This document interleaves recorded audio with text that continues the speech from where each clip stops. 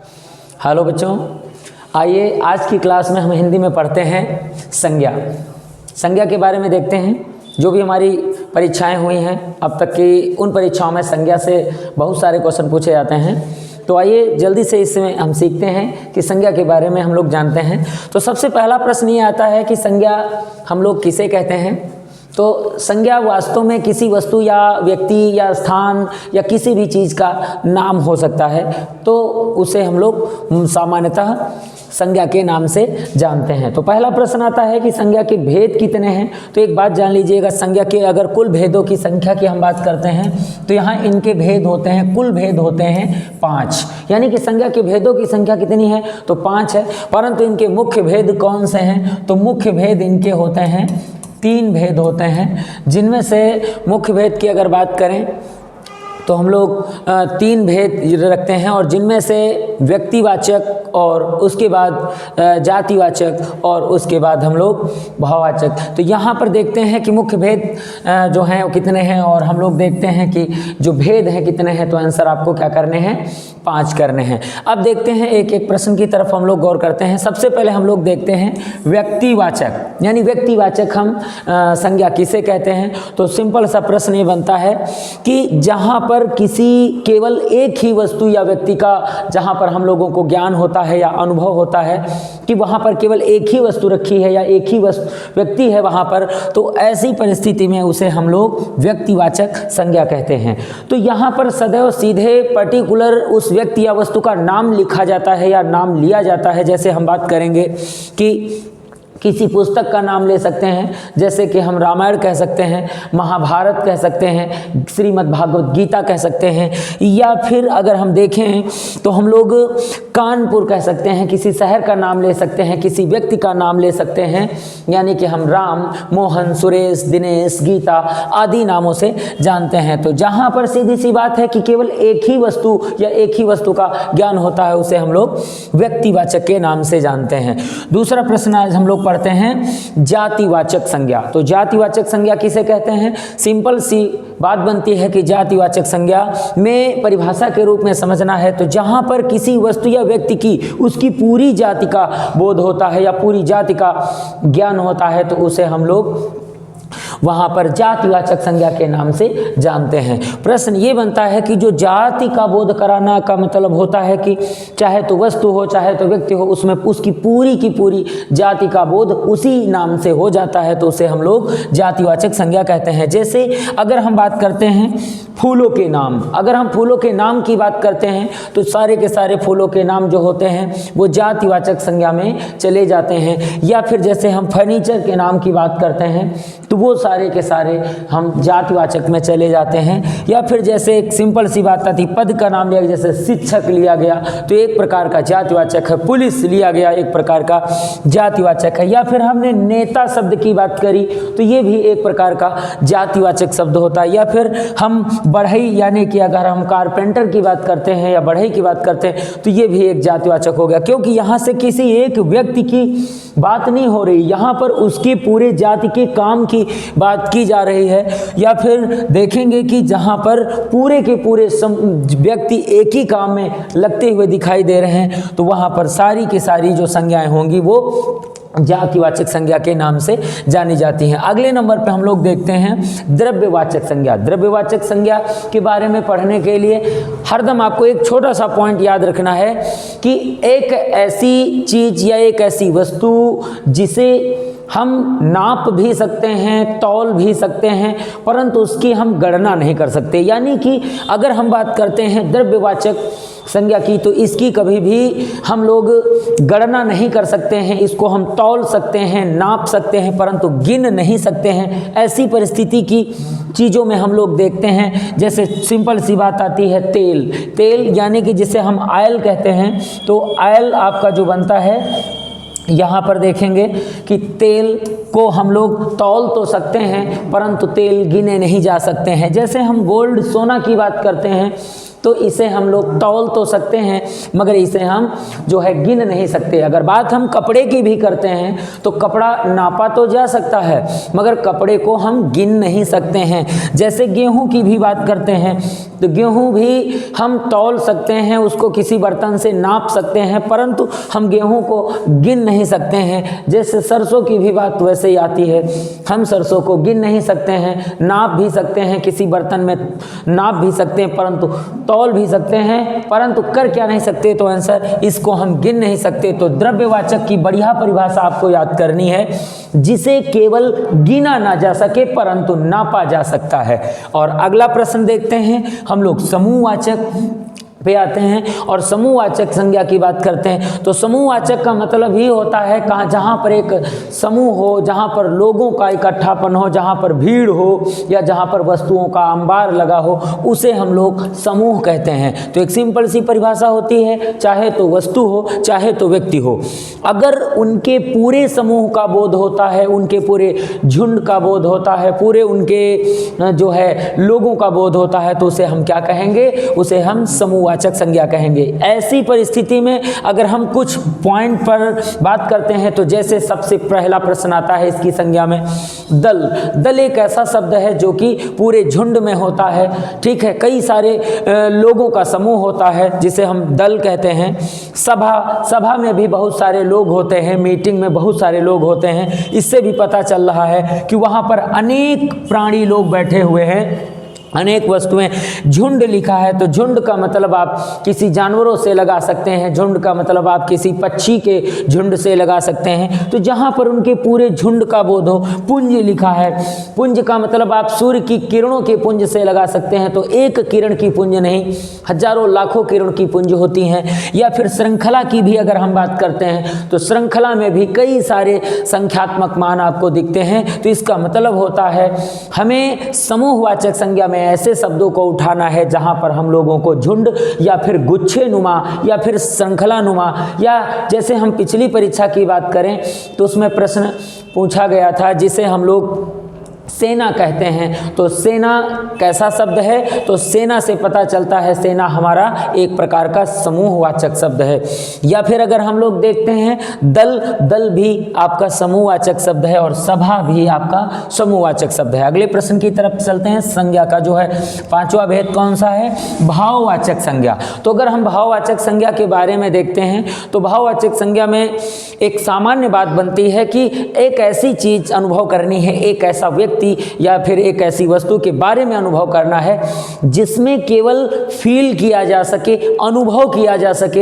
ऐसी चीज को हम देख और छू बिल्कुल नहीं सकते हैं। यानी कि जिन चीजों को हम छू ना सकें, जिन चीजों को देख ना सकें, वो चीज़ें या व्यक्ति के गुण या फिर जो भी हैं उनको हम केवल अंदर से फील कर सकते हैं तो या अनुभव कर सकते हैं, तो उन्हें हम भाववाचक संज्ञा में रखते हैं। जैसे कि यहाँ पर देख रहे हैं कि किसी वस्तु या व्यक्ति के गुण या धर्म या दशा या उसकी विशेषताओं का जहाँ बोध होता है उसे हम क्या कहते हैं, तो उसे हम लोग कहते हैं कि वह भाववाचक संज्ञा है। आइए देखते हैं कि भाववाचक संज्ञा जो होती है उसको कितने प्रकार से हम लोग बना सकते हैं। तो भाववाचक संज्ञा को बनाने के लिए अगर हम बात करें तो हम 5 प्रकार से बनाते हैं। सबसे ज़्यादा अगर परीक्षाओं की बात करें, अगर प्रश्न पूछे गए हैं, अब तक किसी भी एक रिकॉर्ड बन चुका है यानी कि परीक्षाओं में कि सर्वाधिक जो प्रश्न पूछे जाते हैं पेपरों में वो केवल भाववाचक संज्ञा के ही पूछे जा रहे हैं सबसे ज़्यादा। तो देखते हैं कि ये जो भाववाचक संज्ञा है ये कितने प्रकार से बनाई जाती हैं। तो वो 5 प्रकार से बनाई जाती हैं। वो प्रकार कौन कौन से हैं, तो देखते हैं। सबसे पहले यहाँ पर क्रिया से, यानी कि जो क्रिया शब्द होते हैं, क्रिया के शब्दों से इसको बनाया जाता है, संज्ञा के शब्दों से बनाया जाता है, विशेषण के शब्दों से बनाया जाता है और सर्वनाम के शब्दों से बनाया जाता है और अव्यय प्रकार के जो शब्द हमारी हिंदी में होते हैं उनके द्वारा बनाया जाता है। तो चलते हैं, देखते हैं। क्रिया यानी कि जहाँ पर किसी काम का करना या होना पाया जाता है उसे हम लोग क्रिया कहते हैं। तो यहाँ देख रहे हैं लिखना, लिखना से लिख, अगर हम इसको बनाएंगे तो क्या बनेगा, लिखना से लिख और पढ़ना से पढ़, यानी देखेंगे, और काटना से काट, काटना से क्या बनाएंगे, काट बनाएंगे, और मारना से हम लोग क्या बना सकते हैं, मार बना सकते हैं। तो यहाँ पर देख लेंगे कि किस तरीके से, या पढ़ना से पढ़ाई भी बना सकते हैं, या पढ़ बना सकते हैं, लिखना से लिख या लिखाई भी बना सकते हैं। अगर यहाँ पर देखेंगे या तो लिखाई या पढ़ाई, और काटना का काट हो जाएगा और मारना का मार हो जाएगा। तो प्रश्न आपको ये जान लेना है कि क्रिया, यानी कि आपको क्रिया समझना होगा किसे कहते हैं, तो ये जानना है कि क्रिया जहाँ पर किसी काम का करना या होना पाया जाता है तो उसे हम क्रिया कहते हैं। संज्ञा किसे कहते हैं, तो अभी आपने थोड़ी देर पहले पढ़ा कि किसी भी व्यक्ति या वस्तु के नाम को संज्ञा कहते हैं। तो हम संज्ञाओं से अगर बनाते हैं, संज्ञाएं 5 प्रकार के, उनके भेद 5 प्रकार के रहे, तो देखते हैं नारी, नारी से अगर हम बनाते हैं तो क्या बनेगा, तो नारीत्व, नारीत्व ना, इसका भाववाचक क्या बनेगा, नारीत्व। अगर शिव का बनाते हैं तो क्या बनेगा, शिवत्व। मनुष्य का बनाते हैं तो क्या बनेगा, मनुष्यता। अगर देखेंगे क्या बनाएंगे, मनुष्यता बनाएंगे। और गुरु का अगर हम भाववाचक बनाएंगे तो गुरुत्व बना सकते हैं, गुरुत्व। बिल्कुल ध्यान रखना है कि अगर हम भाववाचक यानी संज्ञा से बना रहे हैं भाववाचक संज्ञा, तो कैसे बनाएंगे, अगर हम क्रिया से भाववाचक संज्ञा बनाएंगे तो हम कैसे बनाएंगे। देखते हैं हम लोग यहाँ पर तीसरे नंबर पे देखते हैं कि विशेषण से हम लोग कैसे बनाएंगे। तो गौर करना, विशेषण से, तो विशेषण किसे कहते हैं, जो संज्ञा या सर्वनाम की विशेषता बताते हैं, जो संज्ञा या सर्वनाम की विशेषता बताते हैं उन्हें हम विशेषण कहते हैं। अब देखते हैं यहाँ गरम से लिखा है, गरम एक शब्द लिखा है जो कि एक विशेषण है। गरम से क्या करेंगे, तो यहाँ पर गर्मी हो जाएगा। सुंदर से क्या करेंगे, सुंदरता हो जाएगा, यहाँ पर सुंदर का सुंदरता हो जाएगा। कठोर लिखा है तो यहाँ पर आप इसको क्या बना सकते हैं, कठोरता बना सकते हैं, बिल्कुल ध्यान रखना है। और धीर लिखा हुआ है, धीर भी एक विशेषण है, इससे धैर्य बना सकते हैं। और अगर हम सरल की बात करते हैं तो इसे हम आप अगर बनाएंगे भाववाचक तो सरलता बना सकते हैं। तो यहाँ समझना है, इसे क्या बना सकते हैं, सरलता बना सकते हैं।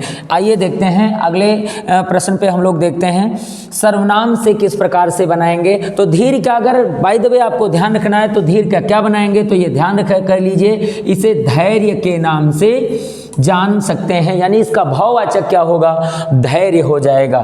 सर्वनाम की अगर हम बात करते हैं, सर्वनाम का मतलब होता है कि जहां पर ऐसे नाम लिए जाएं जो कि किसी के नाम के आधार पर बोला जा सकता है तो उसे हम सर्वनाम कहते हैं। इसका मतलब ही होता है सभी के नाम। अब प्रश्न देखते हैं, तो अपना नाम जैसे लिखा गया, अपना लिखा है तो अपना से अपनत, तो आपसे आप से निज, निज से निजत, तो अहम से अहंकार, अहम से अहंकार, और मम से ममत्व कह सकते हैं, यानी कि ममत्व, यानी कि मम इसका मतलब होता ममता से उठाया गया है, ममत्व अहम मीन्स अहंकार है ये, और निज से निजत्व है।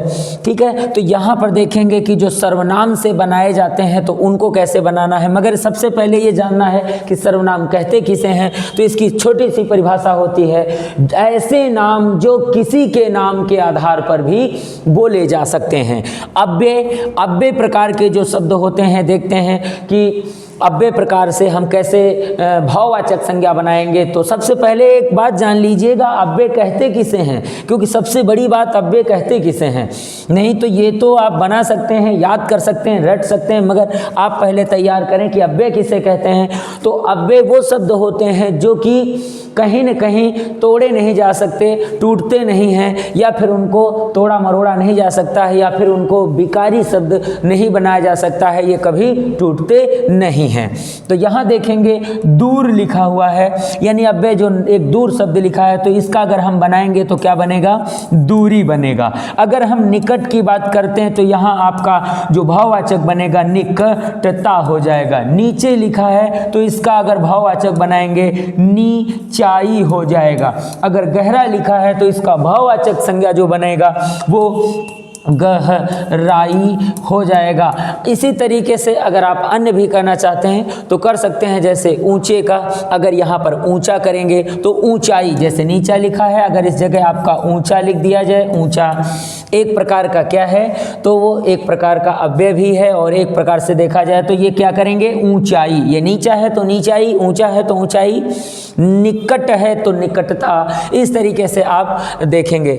आइए चलते हैं इसके बाद आपकी दो पिछली परीक्षाओं में जो प्रश्न पूछे गए रहे हैं उन प्रश्नों पे देखते हैं कि कौन से प्रश्न रहे हैं जो हमारी पिछली पुलिस परीक्षा या फिर हमारे उत्तर प्रदेश पुलिस के जो दरोगा परीक्षा हुई थी या एसआई की जो परीक्षा हुई थी उसमें कौन से क्वेश्चन पूछे गए थे। तो देखेंगे उत्तर प्रदेश पुलिस परीक्षा के 2018 बैच में जो क्वेश्चन पूछा गया था, प्रश्न आपका ये पूछा गया था कि संज्ञा का भेद नहीं होता है।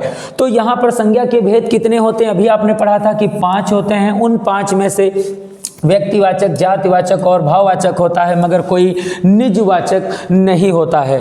चलते हैं अगले प्रश्न पे, देखते हैं कि दूसरा क्वेश्चन कौन सा है। यहाँ पर लिखा हुआ है कि जातिवाचक संज्ञा सर्वनाम विशेषण या क्रिया या अव्यय शब्दों से शब्द बनाए जाते हैं। तो यहाँ पर आप देखेंगे कि जो ये शब्द बनाए जाते हैं तो किससे बनाए जाते हैं, भाववाचक संज्ञा। यानी कि अगर हम अभी थोड़ी देर पहले पढ़े थे कि कितने प्रकार से बनाए जाते हैं, तो यहाँ पर देख रहे हैं संज्ञा से बनाए जाते हैं, सर्वनाम से बनाए जाते हैं, विशेषण से बनाए जाते हैं, क्रिया से बनाए जाते हैं, अव्यय से बनाए जाती है। यानी 1 2 3 4 5 तो क्या बनाए जाते हैं, भाववाचक संज्ञाएं बनाई जाती हैं। वेरी वेरी मोस्ट क्वेश्चन है, अभी तुरंत हम लोगों ने इसकी क्लास भी करी। अब देखते हैं कि इसके बाद अगला क्वेश्चन कौन सा रखा है। यहाँ पर रख दिए हैं कि फिसलन, अगर देखेंगे ये आपका मृतक आश्रित जो दरोगा का पेपर हुआ था उसमें पूछा गया था, फिसलन कैसा शब्द है।